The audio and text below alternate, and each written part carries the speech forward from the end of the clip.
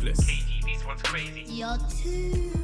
What's going on? Welcome to Reckless Thoughts. It's your boy KG outside with another one. Obviously, you got the boy Kev Classic on. Listen, man, talking Bruno Fernandes, and this thing is not going away. This Bruno transfer talks, Bruno news, and you know what? I've got a theory. I have a theory, and I think I was kind of laughed at for the theory earlier. Yeah, and I done a video earlier, and I spoke about, Bruno maybe, like bits of unhappiness, not feeling the love. Football players always need to feel the love. They always need to feel wanted. There was that article when they said there's 4 untouchables. 4 players untouchable. Wait, maybe it was 3. Kobe, Garnacho, Rasmus Højlund, everybody. Well, yeah, it was 3 players untouchable, I think. And they never mentioned Bruno. And I found that very strange. I found that like every player has a price, but they never mentioned Bruno. Now, if you're the captain, club captain, you're going to want to feel wanted. You're going to want to feel the love. You're going to want to feel special.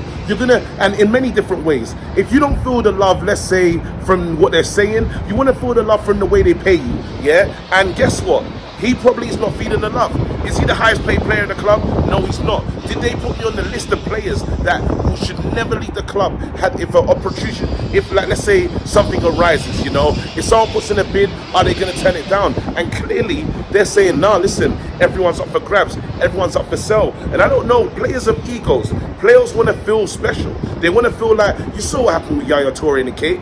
He went mad, lost his mind. Imagine leaving Man City or being upset with Man City because of the cake. And some people just look at that situation and think, bro, how can you lose your mind because all you want is a birthday cake? But it's not really about the birthday cake. That's probably like a lead up. It's probably a lead up to, well, I don't feel valued at this club when I'm an important player. And that's why I think Bruno's basically telling us it now. Conversations are started with other clubs to find out, well, what's next to my future? You've seen his agent now. His agent's making moves. And I'm not surprised by his agent making moves and having conversations because end of the day, can my guy be higher value? Can he make more money?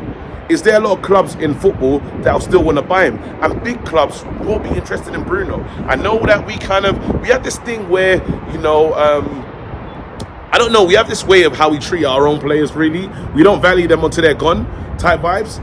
And it could probably be the same with Bruno as well, where we're saying, dead, don't care, this, that, and the other. But Bruno's probably been one of the only players that have come to Man United and kept their quality or gone up a level, where most players have come to this club and we have not seen that from them. We've just seen a team of like people that come here and get worse. Fabregas came out and said, he mentioned 3 players that had dropped down in standards. He said Casemiro, he mentioned Amrabat, and he mentioned another player, Jadon Sancho. That's how people are viewed upon at this club. But again, Bruno hasn't done that. Bruno's levels have been going up. He has had some success. FA Cup, Carabao Cup, still needs more.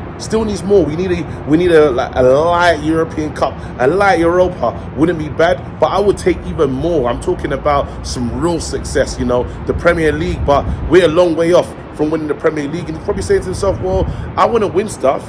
Am I going to win these big gongs at Man United? And I never thought the day would come when he say, well, can a player win stuff at Man United? Of course you can win stuff at Man United. It's Man United. But those days are long gone. Those days of expecting to win, the expectation. When you're listening to Real Madrid and Jude Bellingham talking, he said, listen, they're having Champions League conversations.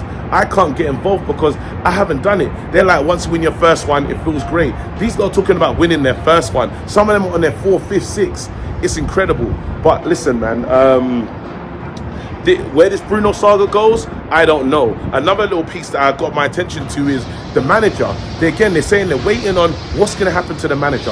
What is happening with Ten Hag? Bruno, I don't know if you lot remember, but there was that moment when Oli was getting sacked or Oli was in trouble, and he was saying it's not Oli, it's us. Blame us, not Oli, blame us. And I don't know if he feels that way. I don't know if he's got that warmth and that great feeling towards Ten Hag. And he's like, listen, if they get rid of this guy, I'm not staying around anymore because, listen, this is some rubbish. He is really excited.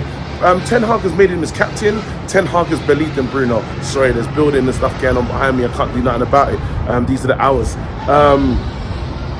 Ten Hag is what do you call it? Put his arm around Bruno, and I don't know if he's just feeling a level of loyalty to him. But if they're gonna get rid of everybody and change everyone, he's like, well, why should I stick around for another rebuild? I gotta think about my career. This Bruno thing is a serious conversation. It's something that we really need to deeply look at and wonder, like, where do we go from here? Where did this situation, like what do we? Are we gonna find another player that can play in that position, that can bring us forward, that is not gonna feel the weight of the shirt? Can we find that? Like, I get that we're saying, you know, copy, love the growth, love what I'm seeing from him, love Garnacho. But again, you do need quality players. You do need players that can change things. And what we did see in that final is Bruno is a maestro. He's a maestro. And to get someone that can jump into this club, work as hard, and put in that shift and effort, very difficult, man. We kind of need to get going, because the transfer window, bro, it's opening up. When is it? On Friday it opens. We need to start identifying targets, and we need to know where this club is going. They said that they're going to start this whole audit and this, that, and the other. Well, how long's the audit? When did you lot decide to do the audit? Did you just decide to audit the other day at the final? You lot should have audited a long time ago. I get you saw that game, and now it's making. I'm not saying that I'm like mad worried, but a decision shouldn't take this long. Is he your man or isn't he? Simple as that. Has he done enough? You've been watching all the games. What kind of conversations? How many meetings are you having? Again, it's not filling me with a lot of confidence. I can't lie to you. Like, I'm not trying to say I'm angry. I'm miffed. I'm a bit annoyed. You know, a decision like this shouldn't take so long, because you're pushing us back. You're pushing us back in terms of time for trying to really develop the squad and be ready. Last season, we wasn't ready. We had a shit pre-season. Everything was terrible. Again, if you're going to make a decision, or there's this other idea I have where they're trying to, you know, take off if you're going to make a change and you think, you know what, let me wait until it doesn't feel as good anymore for the Man United fans about the FA Cup. So then I sack the manager at this time. Because right now, a lot of fans were giddy. That day, if you announced that he's getting sacked, I think a lot of fans there'd have been marches, there would have been all sorts of stuff. But again, take some time off, take the shine off it, and then after you announce something. I'm wondering if that's one of the cases where really they're trying to just manage the emotion of the Man United fan. I'm telling you right now, no matter when you do it, I don't think people are going to be happy. Now, obviously, the people that Ten Hag out, they're always going to be happy. But again, the appointment has to make sense. I know there's two names right now. The names between, Tuchel and Poch. McKenna's not in the mix anymore. Thank goodness. Thank God. Happy about that. But again, I don't want to change Ten Hag with Poch. And I really kind of don't want to do it with Tuchel as well, if I'm being honest. If they did say Tuchel, I'll probably get on there. I'll say, you know, let's go. Let's get on with it. Like, when whoever comes in, I'll have to accept it, but I won't be happy about it. I won't be. I'll be honest with you. I'm not going to be, like, over the moon. And that manager, that coach, will have to prove himself very quickly. He'd have to do something. And again, with the expectation will be high, because we're saying, we're saying we want top four. And again, we still want trophies. We want trophies because we've got trophies from the other guy. So what are you coming to do here? Are you coming to win us the league? Are you coming to... These are the probably some of the things. And maybe that's a bit unfair, but I'll be honest. If they're saying that, again, this is below the standard, I know we finished 8th, but I'm talking about just are we talking about challenging?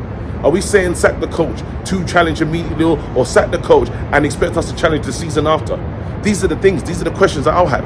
Again, if you sack the coach and we do the exact same thing, I don't know about that. Listen, man, Bruno, I hope you stay. I don't want you to leave. I think you're a really good player for us. I think, you know, it'll be a shame. It'll be a shame if Bruno leaves the club. I think it is a thing where you, like, to secure his future, I think we might have to do something like that. Or we need some stability at this club. And we're not saying who the manager is, or if we're going to continue with this manager.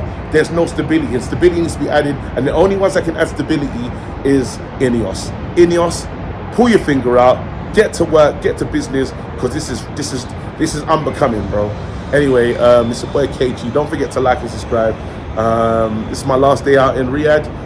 Ready to come home, though. Ready to come home, man. Just want to be home, you know what I mean? And, you know, back to normal life, and see my family, see my baby. And anyway, stay blessed, everyone. Look after yourself. I'm out. Peace. back with an entrance. Big up to those in attendance. Too whack of that. Reds come together like Tetris. No rules, this one's reckless. KG, this one's crazy. You're too whack of that. None can compare with the KG Don. Better take cover when he drops that. Bomb, bomb. Going on reckless, trust it's on. It's that time when he drops that. Bomb, bomb. I said drop a bomb, Dad.